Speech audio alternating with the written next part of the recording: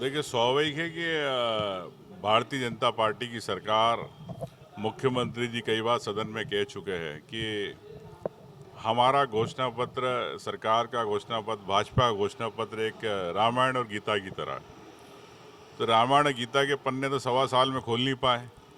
1.25 साल में ना आप ना किसानों को समर्थन मूल्य दे पाए, ना धान का, ना आप गेहूं का 31-2700 के बाद, लाडली बहनाओं की आपने 3000 की बात करी, वो नहीं दे पाए। प्रदेश बीमारू राज हो रहा है, उद्योग आ नहीं रहे, और उद्योग के नाम पे इन्वेस्टर मीट कर रहे हैं तो सरकारी उपक्रम आ रहे हैं, तो उद्योगपति नहीं आ रहे। इससे स्पष्ट है कि मध्य प्रदेश एक बीमारू राज्य की श्रेणी के अंदर है, 90 नंबर पे है। तो स्वाभाविक है कि उद्योगपति यहाँ नहीं आना चाहते। तो मैं समझता हूँ कि चाहे युवाओं की नौकरियों की बात हो, चाहे महिलाओं की बात हो, चाहे किसान की बात हो, और इनके घोषणा पत्र को लेके भ्रष्टाचार जो है, सौरभ शर्मा एक छोटी मछली को पकड़ के मामले को दबाया जा रहा है।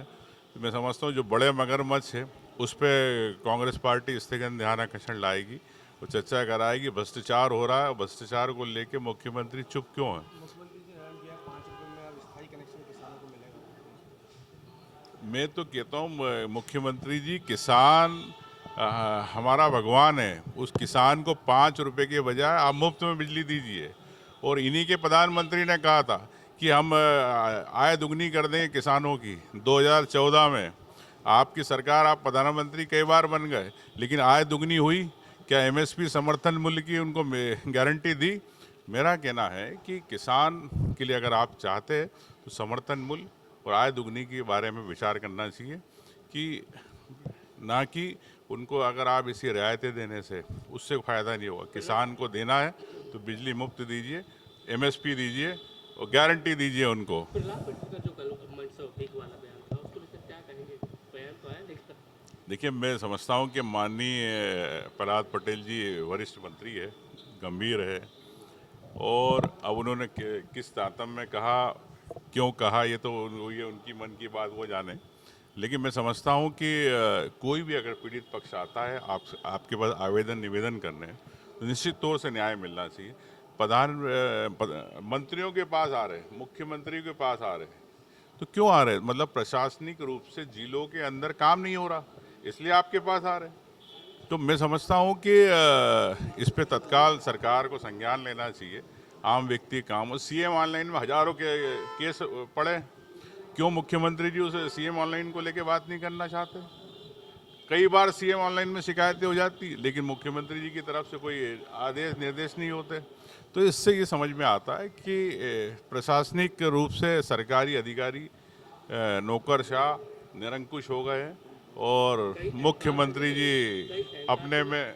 कई अहंकार तो नहीं? देखिए, अब इतने सालों की सरकार है तो किसी को भी घमंड तो आ ही जाता है। तो रावण को भी घमंड था, एक दिन मटका फूटेगा।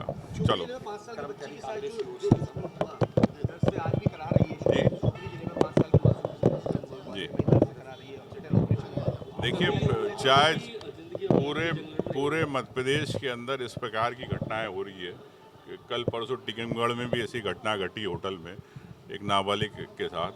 तो मैं समझता हूं कि मुख्यमंत्री जी के पास गृह विभाग है और खुद मुख्यमंत्री है, तो तत्काल क्यों नहीं संज्ञान लेते, तत्काल क्यों नहीं कार्रवाई करते? क्या मुख्यमंत्री जी विधानसभा में तो बैठते ही नहीं? क्या विभाग की बैठ में, गृह विभाग की बैठक में बैठते? कब समीक्षा करी बताए? वो करी है तो फिर क्रियान्वयन क्यों नहीं हो रहा? अगर जो अधिकारी है, जो एसपी काम नहीं कर पा रहे, उनको लाइन अटैच करो। नए जो जिम्मेदार जवाबदार अधिकारी आईपीएस बहुत सारे, उनको आप भेजिए फील्ड में।